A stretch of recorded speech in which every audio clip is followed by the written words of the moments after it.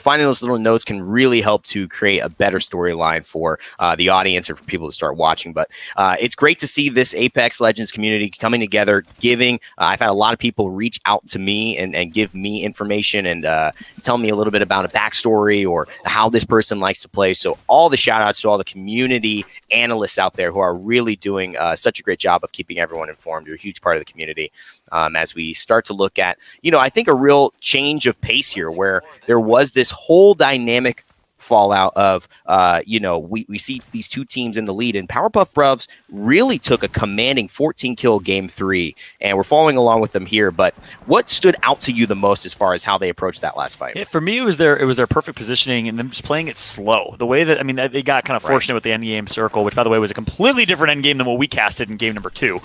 Much more open, and, of course, an earlier finish to that one. But they slowly just inched their way in, stayed close to each other. They recognized they had high shields. They recognized in that fight against TI, despite having low side disadvantage, they saw the gray tap, so they knew that they had an advantage in shield and overall resources compared to TI, and they just played it perfectly, getting some long-range shots in, hit their shots when it mattered the most, slowly crept their way up and positioned themselves near perfectly. So big shout-out to them, and it looks like for a 4th game in a row here, we're having an early fight over at Thermal Station. We've seen this fight be 50-50 by the Lord of the Rings Riders of Rohan squad, and they've won a couple of them, lost at least one of them. We'll see if we see another fight over towards Thermal Station here.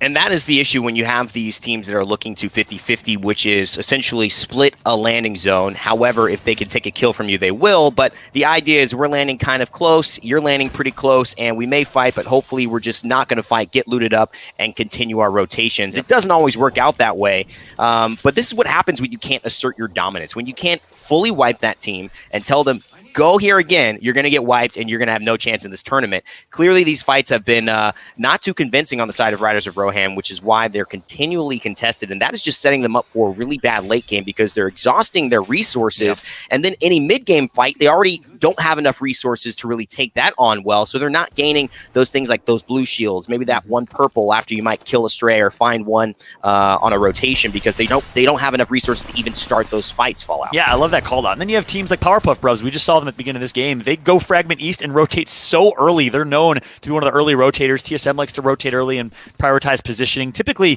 you'll see Pathfinder teams do that early on. And then you have those resources. You have the ammunition. You have the shield cells and what you need to fight towards that late game. So 2 different styles of play for sure. I know Powerpuff Bruvs drop Fragment East. So does Nasky, Strafe, and Dell, who are known to play incredibly aggressive on the EU side of things. And both of them fare pretty well as Nasky, Strafe, Dell have qualified for, I think, 3 straight tournaments, at least Nasky has, in online tournaments. So he's been performing incredibly well. This is a fantastic opportunity for a lot of players to continue making names for themselves. 19 squads left. You see Myth actually taking one down. Amazi's going to fall. This is big. This is the leader of the lobby right now. I don't know if we can get to that spot, but Larabanu, he's going to fall as well. This is not looking good for Myth. This could be huge for not only Gamers Origin, but Gambit Esports, Powerpuff Bruvs, and anyone else looking to get a big win here and get themselves in position to take first place. Yeah, you're spot on. A great showing right there. Coming through early on, as it looks like from the team that's trying to shut down Myth and turn the tide in this game, as Myth has completely dominated games 1 through 3 in the standings, at least up by 13 points right now. But it looks like unless SHRP can have some sort of great type of rat strat and make it towards late game, it looks like Myth might be in a pretty rough spot here in game 4, opening things up for the remaining teams.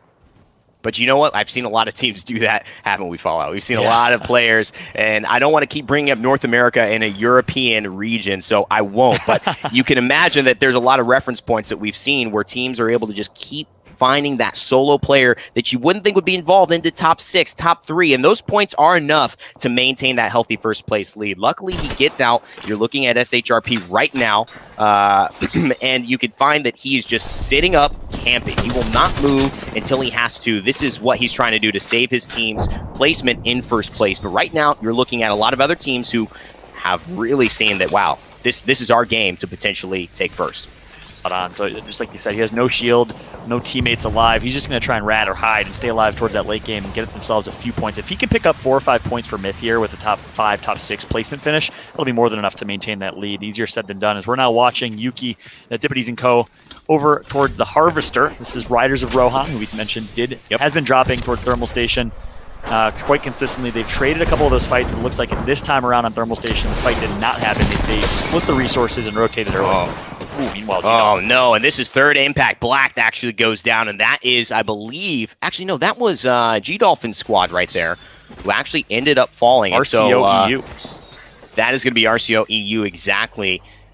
And that is not what you would like to see there. Third Impact Black was actually a team I was just going to talk about because I felt that they had a very strong final circle last game. And I think that they're a team that looks very lethal, running a lot of flat lines as well. I'm not sure if that was just the game or if that's a preference. One of the hardest hitting guns in the game, allowing you to hit for 20, but also that 40 damage on a headshot, which when you're firing that quickly can be very surprising.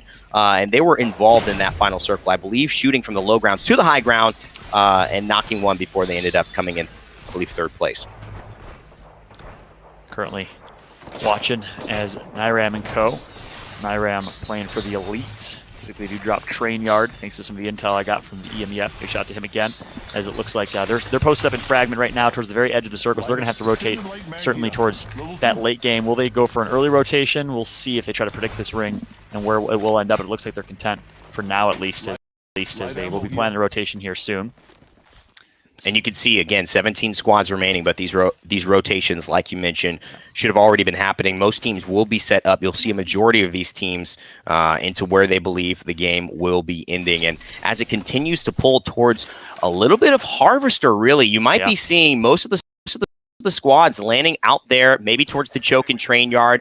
They're holding that in case there's anyone behind them, but there is not. And they're also getting pinched as well. There's a team sitting in the middle of that. So most teams already rotated toward the southwestern side and in the new area of Season 4. Yeah, that's exactly right. Towards Harvest side. And looks like the FA kids just ran right past Myth, the last remaining member of Myth, who probably heard them, was scared for his life that someone would push inside that building. It looks like they did not. They ran right past him. So Myth lives to fight another day here, trying to squeak a few placement points from this one if he can. He is not in a position to fight, as we said earlier. So currently on board with Kids, Lager playing for the first time here in this tournament alongside Jay Savage, who's been playing with the FA Kids for quite some time. He's the only remaining member, I believe, from Online Tournament 2.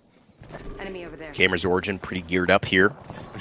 All three with blue shields. Currently sitting in 7th place with 27 points, if I remember correctly. So they're in that upper echelon. And keep in mind, from 2nd place to 7th place, 2nd place has 35, 7th has 27. So only 8 points separate those teams. So really, it's anyone's game here for top 2 with Myth way ahead of them. So we do see some charge rifle action coming through from Umpe. Yeah.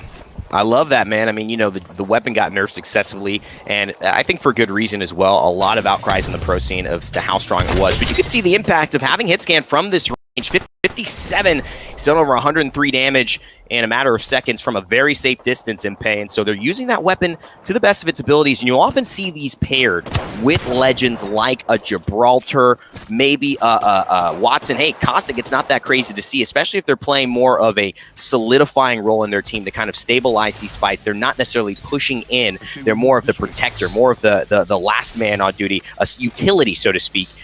They'll be able to run these scouts, these charge rifles, as you see another Gibraltar here with that long-range scout, a lot easier than the Wraith, who is going to have to go in, needs that quick burst like a Wingman, like an R99, like a Peacekeeper. So you'll notice these different loadouts based on these different legends and these playstyles, which obviously will relate to how you might want to outfit your legend in-game if you're looking to pick up some tips. Yep, I love the insights from my man Rain Day, also known for dropping some awesome YouTube video tips. So, of course, make sure to check that out. I got to give you some plugs, my man, because you won't give yourself plugs. You're too humble. But great insights as always. And, of course, different weapons, different loadouts depending on the player or the legend you're playing as, but also the role you play. You know, a lot of old school esports titles like Halo, etc., had these roles like lead slayer, support. You see that come to life with Apex Legends as well. Typically, you see more support players in the hands of Watson and Gibraltar, and really your lead slayer in the hands of Wraith. But everyone's got to be able to do everything at one point, though. Absolutely, and I think that's why we see certain teams, and especially when I mentioned the difference between Europe and North America, still 17 squads left, this circle about to close in about 18 seconds, so we'll see a bit of a pinch, maybe not too many fights yet, but they will start to happen. You'll see these players who have such individual talent sometimes be limited by playing that support role legend. Like a Watson or Gibraltar can only do so much as far as traversing a fight, getting in and getting out. They've kind of got to stand where they are, and that limits your ability to play make, essentially. And there's a big fight coming here, and Oxbro, he's just going to back off, throw thermites. They're pushing this aggressively. The Gibraltar leading the charge this time around. Yeah, keep in mind, this is our winner of game number 3. Powerpuff Bruvs in a pretty tough spot here. Tagged up, not much shield in the hand of Danny, but here comes the push. They're playing with aggression despite no shields. They know they have an advantage here. Good shots put through with the Ava 8, and that's going to be it. Powerpuff Bruvs survive. But no, another team's coming through, Rain Day. Party is so bad. They do not want to see this as well, especially after such a great game number 3, but they're going to finish it off with a Havoc as well. Kuia ends up taking down Katie, and so this is a strong start. Not only a few kills, which they had 14 of last game, they're going to make it out alive, which is the hardest choke probably to move through at this point, given where all the teams have already rotated in Harvester, and you can see Kuia finding on Myth that's Cababrilla, a little bit of an angle to where you saw Powerpuff Rubs have to rotate from now. So they're going to heal up, stock up, get their shields, but this is still going to be a potentially difficult journey out of this tunnel. Yeah, and we mentioned Lord of the Rings references. Certainly a difficult journey for these folks here as they're going on their own journey. But a good start, though. Talk about a performance there from Oxbow with 3 kills. That Havoc and Peacekeeper combo, I think he had an Ava 8 previously, was shredding. Despite a third party coming through, he goes huge, Raindace. Great plays coming through from Powerpuff. And you know what I really loved about it, too, as well, is we may see a little bit of an engagement here happening. There's a team approaching. They heard the noise, and this is not looking good. They're approaching from the backside, but do they do this? This will alert the squad. They can move around the right side, but this is going to give Powerpuff Rubs an idea that they're seeing. Can we limbo this? Can we get underneath? They're just going to shoot it. And so now Powerpuff Rubs know someone is behind us. And they may be starting to make a move here, but they're pinched by Myth. And they're taking damage right now from the scout. And one of the worst spots to be in is, again, you mentioned one of the worst choke points. Here comes a big fight, though. Good shots coming through initially for Streamy and Co. And Powerpuff Rubs in a world of hurt now, but Streamy's going to get tagged up. He backs up to a good position here, as it looks like this fight is about 50-50 right now here, right now. I think it's actually tilting away from Powerpuff Rubs, and that is going to do it. They just were in such a bad position. We mentioned Myth kind of gatekeeping and holding with the scout. It was Kuia still with the scout, doing damage while they were fighting, and that's why the Watson wasn't paying attention behind them. She was healing up based off of that damage that was done, and we have our little quad box here following a few feeds as well. A big fight happening on the ridge that we're going to transfer to with Zerifer and AHG. It was Elite Esports with the flank there. Meanwhile, AHG are winners of game number 2. Good flank coming through, and Zerifer, again, continues to clutch up. The young man, former Overwatch player, mentioned from Eastern Europe. I think it's Serbia. Huge plays from Zerifer. Keeps his team alive for now.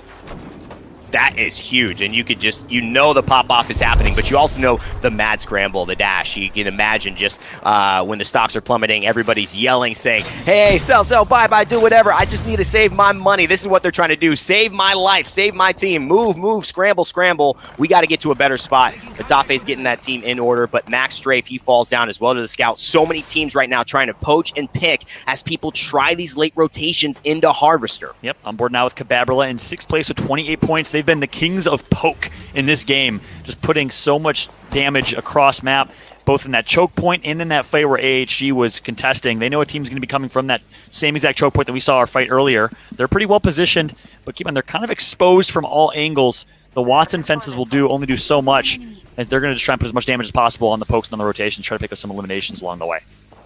This is a very important part here as well. You can see Myth, Kuia, they want to keep this lead. Not Myth, Cababrilla. They want to get involved in these final fights here. We still don't know where SHRP is. We're sure finding a way, potentially still ratting here. I believe he is still alive. High ground here from Mistral. That's a thermite for the ages. Oh my God. Talk about value. Yeah, massive. And he needed that too. He needed to buy some time. It looks like his teammate's not going to do enough. His teammate's going to get taken out. But a great thermite's going to connect for all 3 members of Elites. And now he's just going to use that to try and rotate as they're healing up, but that rotation is going to be tough when you have 3 members of Cababrilla just waiting, watching, patiently trying to get some poke. And Zinky getting a little aggressive, using a Havoc as well, but you can see Leo Deads and Kuia, just with the scout and the charge rifle, have picked off so much damage and forced so many teams into bad spots. If they can maintain the top of this hill on this rotation where teams have to push in, they are going to be able to pick up maybe 2 or 3 kills as long as they stop the Wraith portal, which is what is being attempted to happen here. But you can see, a devotion is in play from Forsaken there, and he just takes down Nasty. Yep, it's a gold devotion in this season. Pick that up from a spot crate. Looks like they're in a good spot here. And now AHG using this rock for any cover that they could possibly get, healing up. We saw them in a bad position in Game 2, still come out on top with the win. We'll see here if in Game 4 they can make some magic happen again. Only 50 bullets to his name on the Havoc, so he's going to have to be careful as well, Zip, as far as using that for poke. And there's more charge rifle. Is this becoming the meta? Fallout is charge rifle back? I don't know. It's looking pretty good to me. Yeah, hey, that hit scan does wonders if you can connect your shots. The first 2 players can. like Sika and co. They're just free reigning around the map right now, getting nades, getting shots wherever they want. I love the positioning from Cababrilla right now. It is superior, Rain Day. It is, and that's exactly why they are getting all these kills. And they're in sixth place as well heading into this, I believe. So they are in a fantastic spot to move very, very high in this leaderboard, potentially overtake first place considering Myth is still in a bit of trouble. But the Gibraltar Ultimate rains down. Leo Dead's still content to hold this high ground for now. Yeah. And with this great positioning comes, really they're exposed in a lot of ways. There's a lot of pressure on them right now, and the fact that they're playing so calm, so collected, so well as a team says how well they handle that pressure. They were one of our kind of dark horse teams in online tournament number 2. They've solidified themselves as one of our top experienced teams now, as they've been putting in work and only improving since online tournament 2, where they came out of nowhere with a huge performance. Third Impact as well, getting another kill, and they take down Zeriford. This could be it for actually Ad Hoc Gaming and the Matafe squad. They're the ones with the devotion, and they are still fragging out. We're not able to follow off. Matafe is alive. Can he clutch what we've seen him do so many times? The big plays, big Peacekeeper, 99. He's going to hit again. That's one down. Matafe, can he do it again? He's going to try for the armor swap, but it's a white. It's not as much as he wanted, but it's a little bit more than what he had, using the bubble for his disruption. Oh boy, 121. He might have just bought enough time. The plays from Matafe, unbelievable, showing as he armor swaps to blue without even us realizing it. Gets some good shots in. He's not done yet. Tries to get through. Somehow still alive with just an ounce of HP to his name. Matafe, some way, somehow, manages to continue on. And he looks like he's in the bubble as well, so he's getting the fast heal passive before it goes. I'm not sure that's even his, but he's going to use it. 9 squads left, and Zerifer, he is going to be finished. So that is just Matafe by himself. They know he's around somewhere. He's going to have to clutch up. No more into the void, and he's just going to jump down. He's going to make sure they don't get his loot, potentially. And I think that's why he just tried to put that bin down there. He sacrificed himself for the good of, well, nobody else's team was dead. But he's absolutely made the most of that situation. Incredible play from Matafe. Did everything he could. An absolute freak on the sticks in terms of individual mechanical skill. Y'all love watching the stream, but now on board with Gamers Origin, the French team currently in a world of hurt. They're going to get taken out here unless Sirius can work some absolute magic. Looks like the ult's going to come through as well. Defensive bombardment, and it is a tough situation right now for Gamers Origin. Their backs against the rock, quite literally. And they lost MP as well. Look at this. Cababrilla setting themselves up for fantastic positioning towards the end. They've got the high ground. Ziki rotating with the portal early. And there's the Havoc just shredding. That's why you gotta respect the energy ammo. He spots an Evo shield. Rat hiding out. Who was that? It was XKFU, I guess. So that's going to be another one. All of these kills from the Havoc coming through. Cababrilla is sitting pretty. And Randa, I love this decision from Ziki as Wraith, opting to go wide left without his teammates' support, saying, hey, I can get so much tags on these people, and I can easily just port right back to my teammates. So he's going to use that portal right now to do so much damage, pick up so many eliminations. Huge plays from Ziki. It's really impressive, but he's trying to get this finished because they know how powerful kills are. It's an extra point. You don't know whether you're going to make it to the next light, and that's Oznazeni, and that is going to be the Gamers Origin, but it doesn't look like there's a full change of squads. It doesn't go down to 4 squads, so maybe there is still one from GO alive, but this is the team you got to worry about. With the Devotion, 3rd Impact Black, I mentioned them earlier. This team has been performing very consistently, had a great 3rd placement last round, and they're setting up their portal right now. I was about to say, they have a Pathfinder and a Wraith, so good rotations are going to come through. They're going to opt for the Wraith rotation. And they're also decently positioned, but they're going to have to go through Cababrilla, who's even better positioned in circle, I believe, or close to it. Here comes the portal coming through. Good shots put in cross-map. Huge plays coming in from Forsaken as he's going to get tagged up a bit as well. Are you kidding me? All those headshots and the tracing, it's perfect. This man's put the time in on the scout, no doubt. And now it's time for 5 more squads to continue this push. 7 seconds left, Fallout. It's do or die. 2 Evo shields and 1 gold shield as well from Sadyama and squad. This is looking deadly as well. No one's really paying attention to them in this fight. Yeah, dead inside. Another team we haven't talked much about because they kind of came out of nowhere in this online tournament. Still alive in this one. Cababrilla as well. Here comes the push from TI as they hit that portal. Good shots put cross map again with the Devotion. This time he's going to absolutely melt. Just like he did with the scout earlier. Can't stop yet. Good shots put in. He saves his teammate's life, and now they are just raining fire, Rain Day. Look at this Devotion work. He's got a reload, but that's all he needed. He's got high ground. No one's looking at this man and this gold weapon. There's a reason it's a drop weapon now and not found on the ground. That is damage from 3rd Impact Forsaken. He's putting it to work. He's going to armor swap as well and try to win this 1v1, but it's Stanix who's not going to stop. He's from dead inside, and he wants to win too. What a play from Forsaken on that high ground, and still alive somehow. Stanix going to play aggressive here, going to get tagged up quite significantly. 1 versus 1. for the win in this one. Two squads remain. A 1 versus 1 for the bread here, Raiden. Oh, the pop with the Peacekeeper, and he gets the kill. I believe that's Stanix with the dub, and that's Dead Inside with the victory.